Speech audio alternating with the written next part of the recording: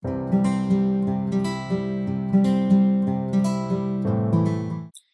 aí galera obeira, beleza? Como é que vocês estão? Aqui quem tá falando é o professor Egídio Martiniano e eu estou aqui hoje para acompanhá-los nesta empreitada que é a preparação para a segunda fase da OAB na área de penal. Então se você escolheu aí a matéria mais gostosa, a área mais interessante do direito para fazer a sua segunda fase, vem comigo, porque eu tenho uma série de vídeos para ajudá-los nesta preparação. Mas, se você escolheu outras áreas, né, como civil ou constitucional, não deixe de acompanhar o canal do professor Bruno Criado, pois também temos vídeos para todas as áreas da segunda fase da OAB. Então, se você escolheu penal, é aqui comigo que você fica. Se você escolheu outras áreas, ou se você tem amigos que escolheram as outras áreas, encaminhe para eles o canal do professor Bruno Criado, que eu sei que você já está inscrito, para que você possa então ver aí todos os vídeos que nós faremos gratuitamente para ajudá-los na preparação, beleza? Então, sem mais delongas, vamos lá, vamos começar aí o nosso encontro de hoje, um vídeo rápido com os macetes técnicos e específicos para que possa auxiliar você com relação a uma das peças mais interessantes e também uma das peças mais comuns de caírem na OAB, que é justamente memoriais, ou memoriais escritos, né? Como nós também chamamos. Então, na aula de hoje, para que vocês já saibam, nós conversaremos aí sobre a peça de memoriais. Você acompanha aí comigo na tela. Então, peça de memoriais. Vamos lá. Primeira coisa, qual o fundamento jurídico para a peça de memoriais? Então, questão super importante, você tem que saber, até porque em sede de segunda fase do exame de ordem, tudo que você coloca você tem que fundamentar, e a fundamentação da própria peça é algo extremamente importante, né? Então, fundamentação dos memoriais, nós temos duas, beleza? Nós temos dois tipos de fundamentação. Uma está lá no artigo 403, parágrafo 3º do Código de Processo Penal. E a outra fundamentação está no artigo 404, parágrafo único, também do Código de Processo Penal. Galera, seguinte, a fundamentação do artigo 403, parágrafo 3º, ela é o que nós chamamos de fundamentação genérica. Então, se você tiver aí qualquer tipo de dúvida com relação a qual fundamentação utilizar, eu recomendo que você coloque as duas, beleza? Mas a 404, parágrafo único, ela é mais específica para casos mais difíceis, que exigem maior tempo de dedicação para análise do caso concreto. Então pode ser que você use o 404, parágrafo único, de forma específica. Do contrário, genericamente falando, nós sempre colocamos aí o artigo 403, parágrafo 3º. Mas repito, na dúvida, coloque as duas para que fique tudo bem. Próxima questão também importante para que nós tenhamos na ponta da língua: prazo. Qual é o prazo para que você possa oferecer memoriais, né? Prazo de, eu vou pôr até de vermelho para deixar bem claro aqui para nós. Prazo de 5 dias. Lembrando o seguinte, galera, prazo aqui no processo penal, sempre corrido em dias úteis, beleza? Então, aqui é a fundamentação legal e aqui também o prazo é sempre de 5 dias. Agora vem uma pergunta capciosa. A partir de qual momento na fase processual eu vou utilizar a peça de memoriais? Então, a gente tem que se lembrar daquela linha do tempo do processo e pensar quando que eu uso a peça de memoriais. Então, vamos lá, vamos fazer uma pequena linha do tempo aqui para que nós possamos responder esta pergunta. Em que momento nós utilizaremos a peça de memoriais? Bom, vamos lá. Primeira coisa que a gente tem que se lembrar, primeira peça, né, que vai abrir aí o processo é, obviamente, né, a denúncia, né? Mas para nós, na OAB, não faremos denúncia, nós faremos a resposta à acusação. Uma peça também super tranquila de ser feita no exame de ordem. Feita a resposta à acusação, a gente sabe que abre um momento posterior, onde pode haver a absolvição sumária, certo? também uma outra fase muito importante, quando decorrente do pedido da RA, né, da absolvição sumária, que usa inclusive um outro artigo, que eu já vou até falar aqui para você, ó. Atenção que aqui na absolvição sumária nós utilizamos o 397 do CPP, coisa que nós não usamos dos memoriais, o artigo é outro, né? Mas, depois que nós temos então a RA e a decorrente absolvição sumária, nós chegamos na AIJ, Audiência de Instrução e Julgamento, certo? E é aqui neste momento que nós devemos ficar espertos. Por quê?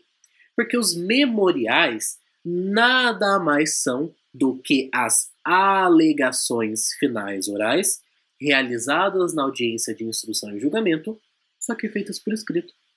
Então, ao invés de eu falar em audiência, eu ou o promotor solicito ao juiz que, ao invés de falar, eu então escreva. E aí surgem a peça D, melhor dizendo, de memoriais. Então, é neste momento que nós estamos, quando nós faremos então os memoriais. Por isso que é importante que vocês fiquem atentos, por exemplo, a frases como a acusação. Vejam, a acusação apresentou memoriais escritos. Então, a acusação apresentou memoriais escritos. É uma frase muito comum da gente encontrar no exame de ordem. Outra parte também bastante comum, que as partes convencionaram apresentar as suas razões escritas. Então, as partes convencionaram.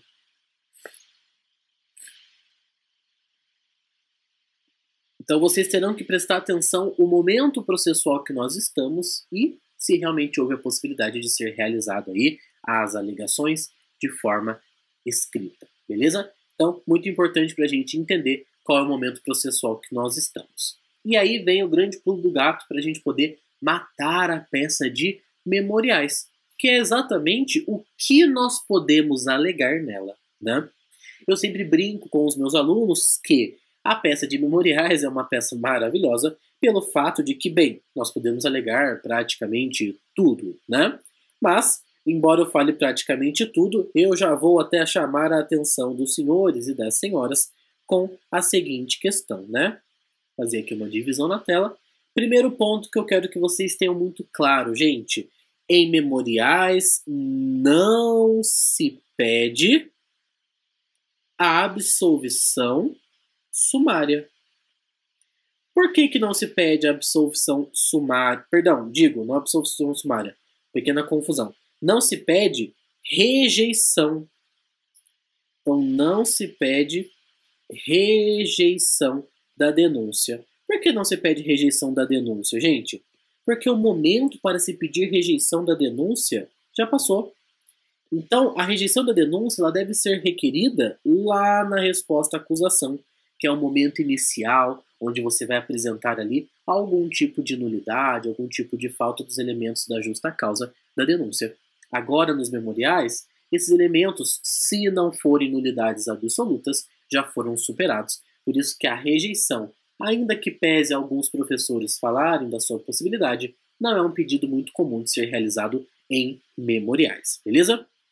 Todavia, eu sempre brinco, falava para vocês que na dúvida se pede tudo, né? Mas a gente tem que tomar muito cuidado justamente com isso. O pedir tudo que possa estar correto e tomar cuidado então para o pedir tudo que possa estar errado. O pedir errado é complicado porque pode desconsiderar aí pontuações para vocês, beleza? Então vamos lá. Quais são as teses que nós podemos então requerer em sede de memoriais?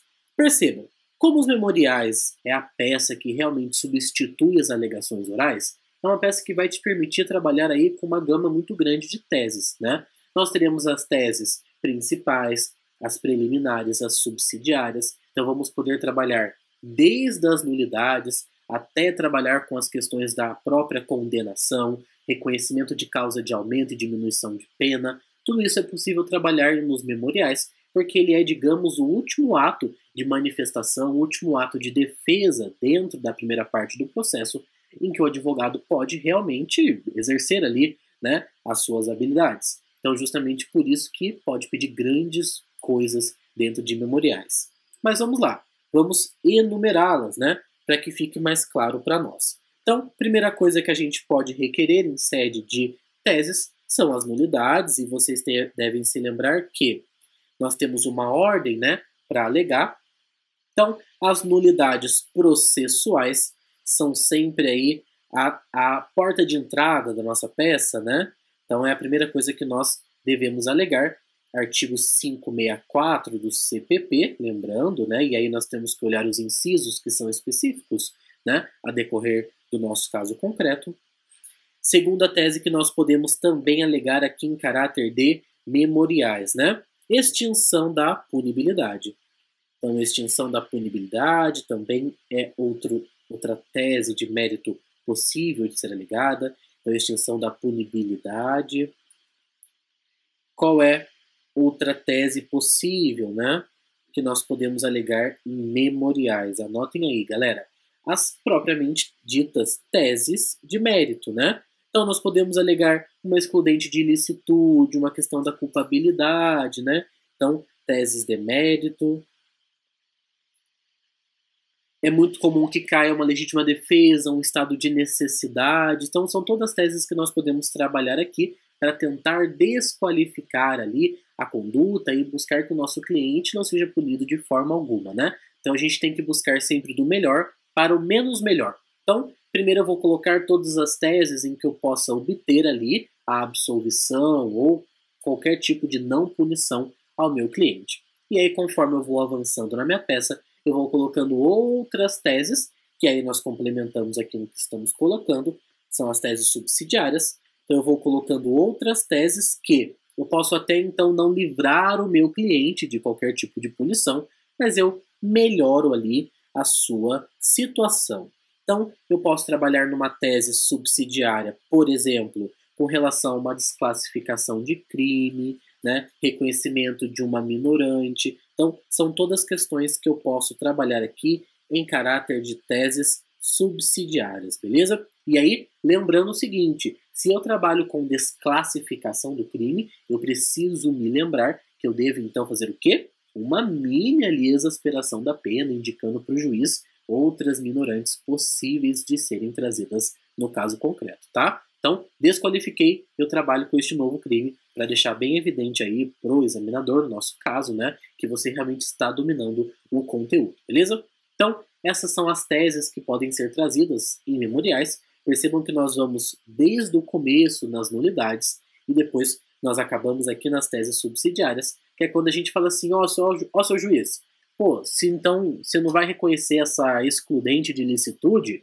reconheça pelo menos então essa causa aqui de diminuição de pena, beleza? Lembre-se, eu vou do melhor, digo, para o que livra o meu cliente de uma punição, para o menos melhor, que é aquilo que então vai causar ali um cumprimento menor de pena, né? Uma questão de um início de regime de cumprimento em liberdade, semiaberto, né? Algumas questões nesse sentido, beleza? E aí a questão dos pedidos, né? Também bastante importante nós trabalharmos com os pedidos em sede de memoriais. Primeiro pedido que nós podemos fazer, vejam bem, qual é o primeiro pedido que nós podemos fazer? Anotem aí, galera.